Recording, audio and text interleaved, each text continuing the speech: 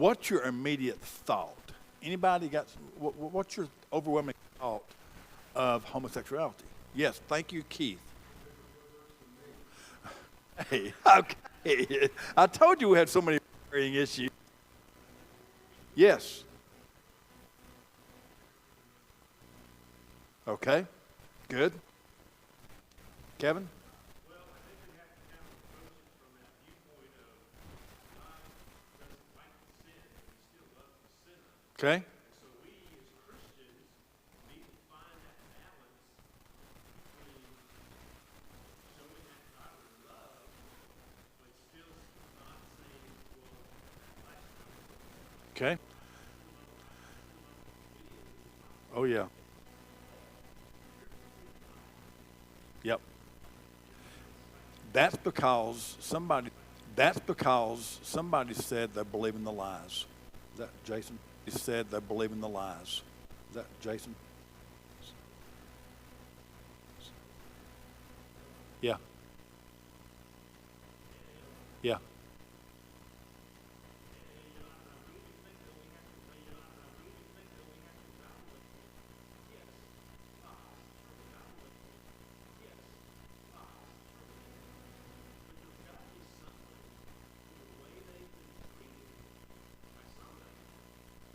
Well,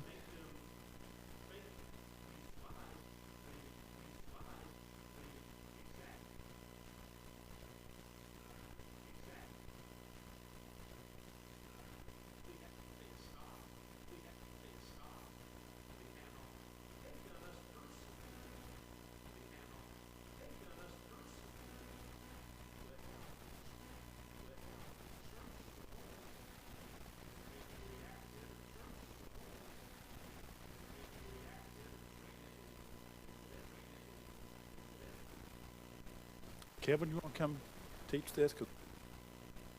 Kevin, you want to come teach this? Because that's exactly what we're going to talk about tonight. That's exactly what we're going to talk about tonight. Sir.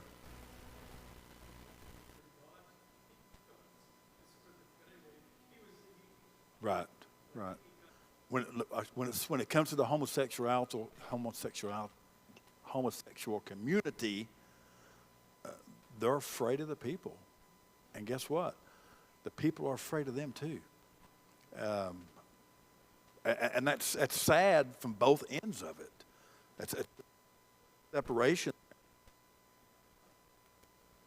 I mean, when it comes to Christians, we really have we have two groups. We have one group who emphasizes that they believe what they believe is the truth so strongly that they'll stand out in public and hold signs and yell names at the people and tell them they're going straight to hell and all this stuff, and you're on your way to hell. So the only experience that these people have in the homosexual community that they have with what is Christians, or angry, seems to be violent. So, some of who have been violent, in fact, and so maybe the truth is there that they're right in what they believe as far as it being a sin, but you can't have the truth and not show it in love. And that's the problem. And I got to tell you, I understand why they're afraid. I understand why they fear that.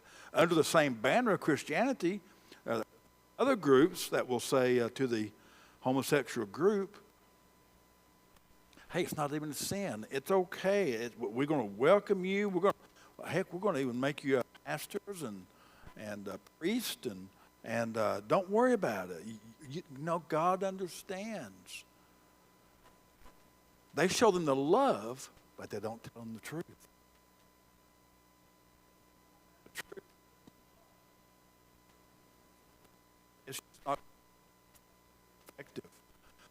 We have one group that pounds on the truth with love, and another group that shows love without truth. Here's what I want for us to do today is walk together on this journey. First and foremost, for us to understand who can speak the truth in love, and to do that, I think that trying to understand them is the key to that. And that so we're going to walk through two basic positions, and understand that so often we have all these emotions, and it's heat and very little light when we discuss this with somebody in the homosexual community. So what I want to do is walk through the basic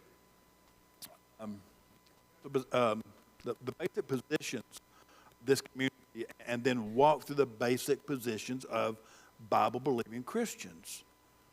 And then we're going to take those things and look at the 7 premises and say, let's look at what the Bible says, let's look at what science says, and let's look at what research says.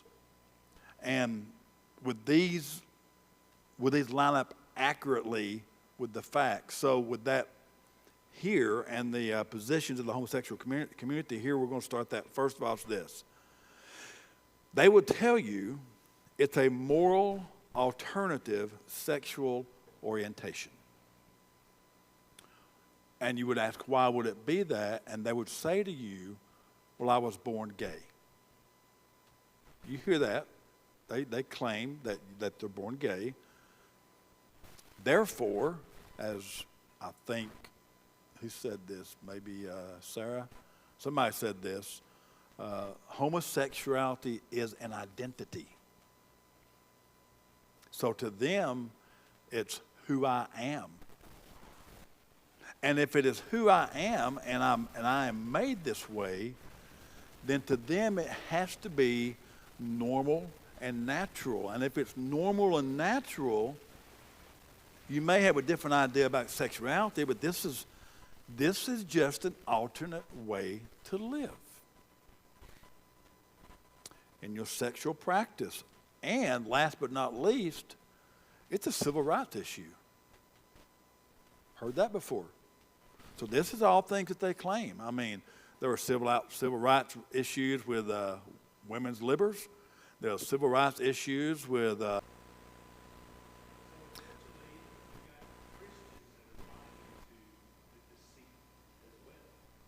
oh, yeah, absolutely.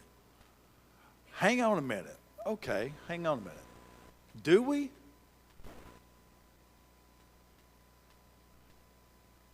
This is going to probably be debatable. If someone is a homosexual, can they be a Christian? I get asked that all the time. Okay? Okay? Do what? That's my next question.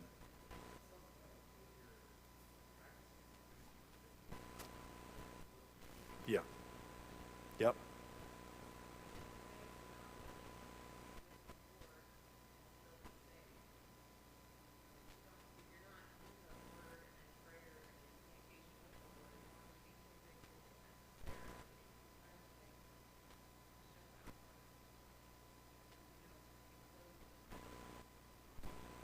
Okay.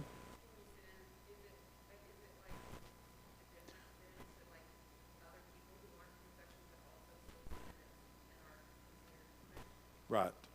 Yeah. Right. Good point. Yes.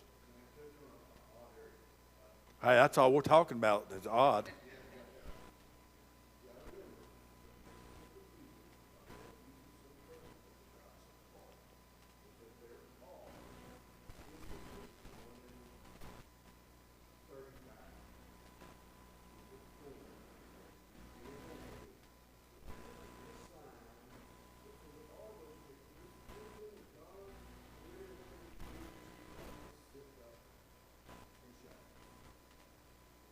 Mm-hmm.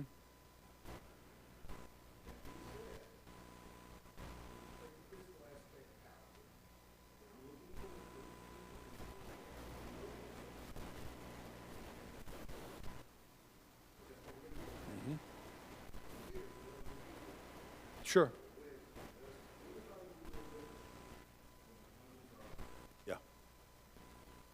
Yeah.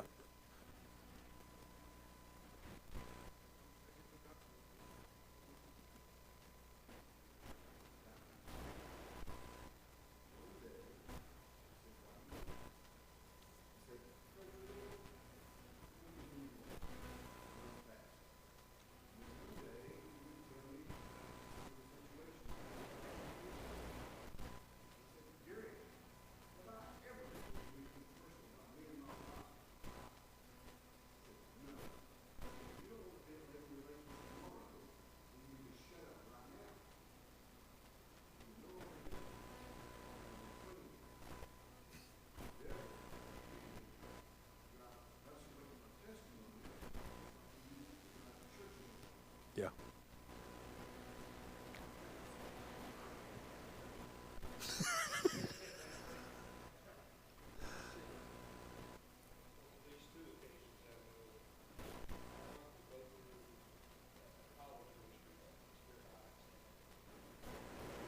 Hmm.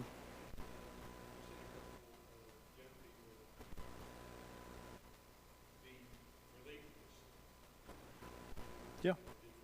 Yeah, absolutely.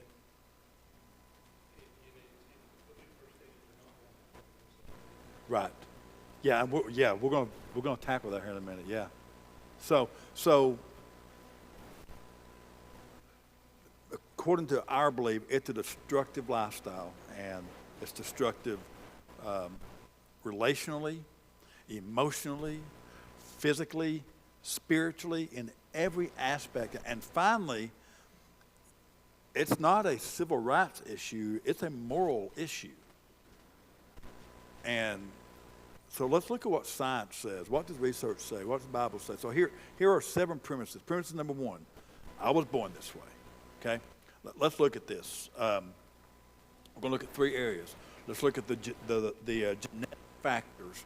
In 1991 to 1993, Newsweek came out with this earth-shattering article, and it was entitled, "Are You Born Gay?"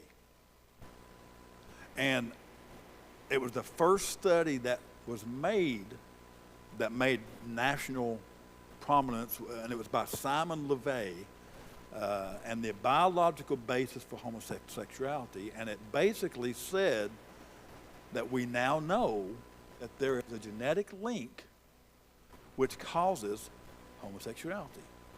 So what they did, there were 35 men who had died, and they thought that 16 of them were heterosexual and 19 were homosexual. And they found a different size, I can't pronounce this, maybe Sarah can, in the hypothalamus. You ever heard of it? That's it, yeah. And as they did this research, first of all, they never verified whether or not who was homosexual, who was not. But doctors who did the study, but there were 2 doctors that did the study. Both of them were homosexuals, okay? And they admitted this. They said, we are looking for a link to help people deal with all the guilt and the shame, to make a link of why people are homosexual. The study didn't gain any sort of scientific credibility. It was deeply flawed, and here's one of the reasons.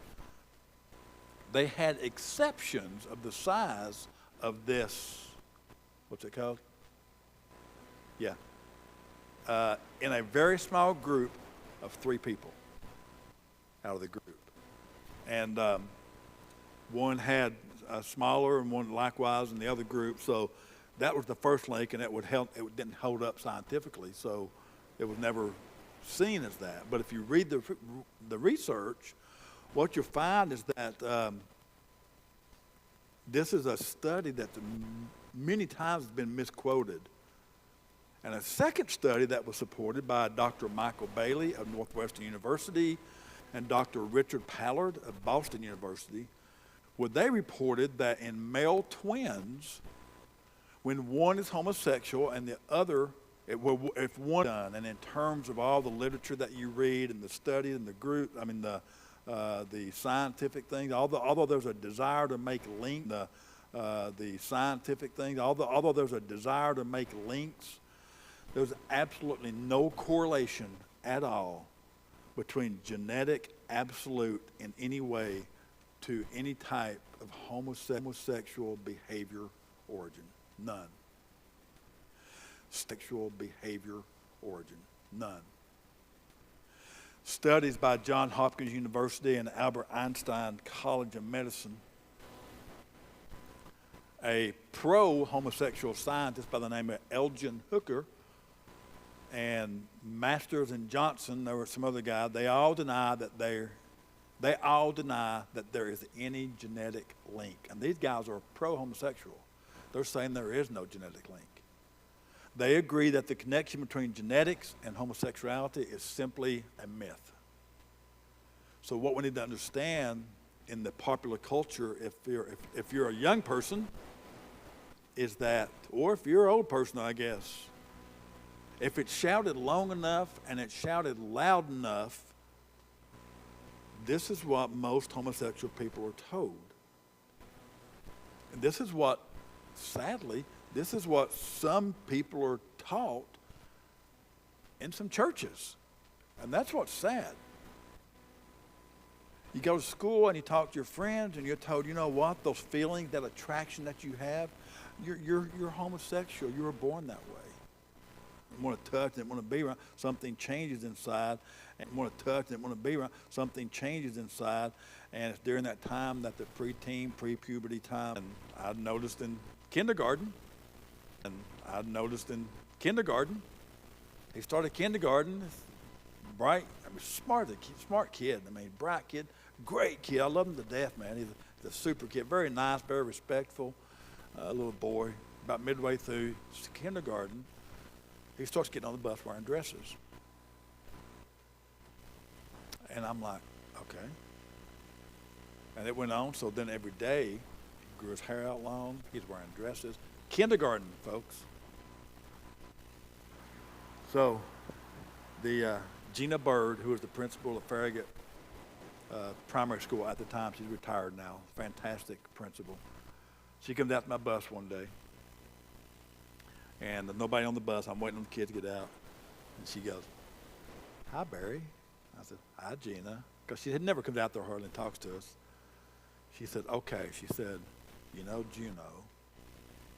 I said, "Juno is now officially a girl, according to his gender, told to our school system. So we need to address her as a girl. Are you okay with that?" And I said, "Nope." And she said, "I didn't figure you would be. That's why I came to talk with you." And I said, "What I am okay with, I will call Juno, Juno." She said, "Well, he's actually changed his name to Junsky." I said, "Well, I don't have a very good memory, so it'll be Juno." And that's what I did for the whole time. And eventually, what normal gets to be accepted. There's a new Marvel comic book that's come out. It's called North Star. Now, first of all, let me ask you, who reads comic books mostly? Children or grown people that still think they're children, okay? And this North Star is where this gay guy's marrying his male lover. And it's in comic books. And guys, let me tell you, if people don't hear the truth, or let's say if church people are uncomfortable talking about these kind of things, little boys and little girls just hear what they're going to hear. And Lord, I tell you, we don't want the world teaching them what's right and what's wrong. Another thing that we need to understand is that there are some people that the whole bisexual movement, this has nothing to do with how they grew up. It's just people that want to have different experiences. They are, I would say, the Dennis Rodmans of the world. They play basketball at night, and they wear wedding dresses during the day. And that's become, and Dennis Rodman, he would tell you, "I would have sex with anybody. I don't care, male, female, I don't care what it is." And guess what he became up being? One of our ambassadors to North Korea. There's this vile side, and I'm telling you, it's scary. It's people that feel as though they need to have some sort of needs met, like some meet their needs through alcohol or drugs, but some have these vile experiences. Number 2, 10% of the population are homosexuals. That statistic comes from a 1948 report called the Kinsey Report. It later became known as Project 10 throughout public schools. And all students were told this. And years later, speakers came into the schools and they told the students that the only way to really find out if you're a part of the 10% is to do some experimentation with the same sex. And they would say, and if you are, there's nothing wrong with you. But we got to understand that the Kinsey system, which was quoted in the blockbuster 1988 Newsweek article I was telling you about, it was a flawed study as well. It was done by volunteers that were picked, get this, out of the prison population. And later on in 1991, the University of Chicago did a nationwide survey and found out that about 1.7% of the population are homosexuals. In the 1990 census, only 1% of people reported that they were homosexuals. Now, I think that could be flawed as well because a lot of people are going to admit that they may be. So that may be on the little low side. But the exhaustive study done in the nation American survey is that 2.7 males and 1.7 females are homosexual in America. And what I'm saying that in the mindset of you are born this way, and that 10%, I think my thing just went dead. And the 10%, that's why I got this,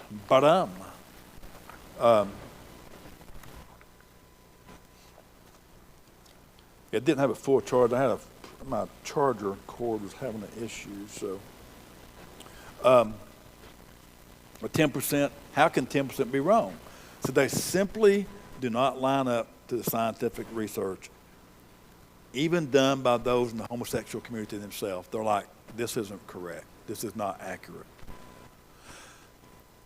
So some of these premises need to be gently and lovingly removed. Number 3, the homosexual lifestyle is a normal, healthy alternative to heterosexuality. Now, key words are pretty obvious: normal and healthy. The picture that's portrayed is that I can love this person just as much as you can love your heterosexual partner, and I will love my homosexual partner. It is just a difference of how we express our love. How do we say to someone that we really care about them in the premises that you really care? So, okay, whatever you want to do, go ahead and do it. You know, that's how a lot of people handle it. Just whatever you want to do, just go ahead and do it. And the monogamous, caring, homosexual relations, are there any of those monogamous, homosexual relationships? Of course there are. There are. There are a lot of young people that are being taken advantage of.